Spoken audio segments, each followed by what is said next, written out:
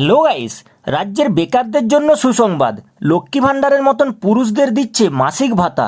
এই প্রকল্পের মাধ্যমে পাবেন মাসিক ১,৫০০ টাকা। আপনি কি পশ্চিমবঙ্গের যে কোনো জেলার স্থায়ী বাসিন্দা? তাহলে আপনার জন্য দারুণ সুযোগ দিচ্ছে পশ্চিমবঙ্গ সরকার। তো গাইস, ভিডিওটি শেষ পর্যন্ত দেখার জন্য অনুরোধ রইল। আর গাইস, আপনাদের মনে যদি কোনো ডাউট থেকে থাকে আমি সন্দীপ আপনাদেরকে বুঝিয়ে দেবো। তো গাইস, ভিডিওটি শেষ পর্যন্ত দেখতে থাকুন। তো গাইস, আপনি কি পশ্চিমবঙ্গের যে কোনো জেলার স্থায়ী বাসিন্দা? তাহলে আপনার জন্য দারুণ সুযোগ দিচ্ছে পশ্চিমবঙ্গ সরকার। কেননা রাজ্যের শিক্ষিত বেকারদের জন্য আপাতত স্বস্তির খবর, বর্তমানে ঘরে বসে মাসিক ভাতা দিচ্ছে মমতা সরকার। এক্ষেত্রে আপনার শিক্ষাগত যোগ্যতা থাকতে হবে কমপক্ষে অষ্টম পাস। এবার আপনার হাতে রয়েছে দারুণ সুসংবাদ। তাহলে আর দেরি না করে এখনই বিস্তারিত জেনে নিন। অন্যদিকে এদিকে রাজ্যের মহিলাদের জন্য মাসিক ভাতা দেওয়ার প্রকল্প চালু করেছেন মমতা সরকার, যার নামকরণ করা হয়েছে লক্ষ্মী ভাণ্ডার। রাজ্য সরকার এখানেই থেমে নেই। রাজ্যের স্বাস্থ্য পরিষেবা থেকে খাদ্য সুরক্ষা, পড়াশুনোর জন্য ঋণ থেকে বিভিন্ন স্কলারশিপ, মেয়েদের জন্য কন্যাশ্রী, রূপশ্রী প্রকল্প, এছাড়াও আরও নানান প্রকল্পের মাধ্যমে রাজ্যবাসীকে সহায়তা করেছেন রাজ্য সরকার। এদিকে বেকারদের কথা মাথায় রেখে রাজ্য সরকারের তরফে চালু করা হয়েছে বেকার ভাতা প্রকল্প। এই প্রকল্পের মাধ্যমে পাবেন মাসিক ১,৫০০ টাকা। চলুন আজকে জেনে নেওয়া যাক বিস্তারিত। তো গাইস, যুবশ্রী প্রকল্পের মূল উদ্দেশ্য, যুবশ্রী প্রকল্পের মাধ্যমে রাজ্যের সকল বেকারদের মাসে মাসে ১,৫০০ টাকা করে দেওয়া হবে। এর মূল উদ্দেশ্য হলো যাতে পড়ুয়াসহ কর্মহীনদের বেকারদের আর্থিক সহায়তা করা যায়।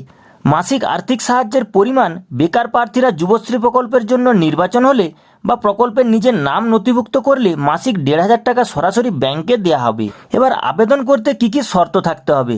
প্রার্থীকে অবশ্যই রাজ্যের স্থায়ী বাসিন্দা হতে হবে। ২.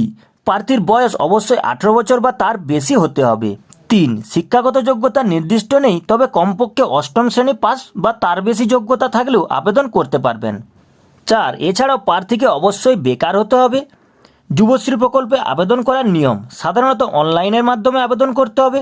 অনলাইনে আবেদন করতে অবশ্যই প্রথমে অফিসিয়াল ওয়েবসাইটে ভিজিট করতে হবে। তো দেখুন, প্রথমেই যুবশ্রী প্রকল্পের অফিসিয়াল ওয়েবসাইটে ভিজিট করে আবেদন লিঙ্কে ক্লিক করতে হবে। ২. এরপর নিউ এনরোলমেন্ট জব স্কিল অপশানে ক্লিক করতে হবে। অ্যাকসেপ্ট অ্যান্ড কন্টিনিউ করতে হবে। ৩. এরপর আবেদনপত্রে দেওয়া খালি তথ্য পূরণ করে আবেদন প্রক্রিয়া শেষ করতে হবে। ৪. আবেদন চলাকালীন নির্দেশ মতো প্রয়োজনীয় ডকুমেন্ট সমূহ স্ক্যান করে আপলোড করতে হবে। ৫. সবশেষে একবার যাচাই করে নেবেন, তারপর ফাইনাল সাবমিট অপশানে ক্লিক করে দেবেন।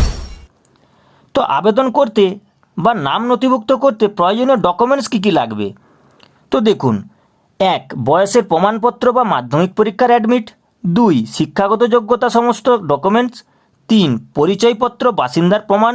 ৪. আধার বা ভোটার কার্ড। ৫. পাসপোর্ট সাইজের ছবি। ৬. অন্যান্য। ৭. এক্সচেঞ্জ কার্ড আগে নিকটবর্তী অফিসে গিয়ে বানাতে হবে। তো অনলাইনে আবেদন প্রক্রিয়া সফল হলে এই সুযোগ পেতে পারেন।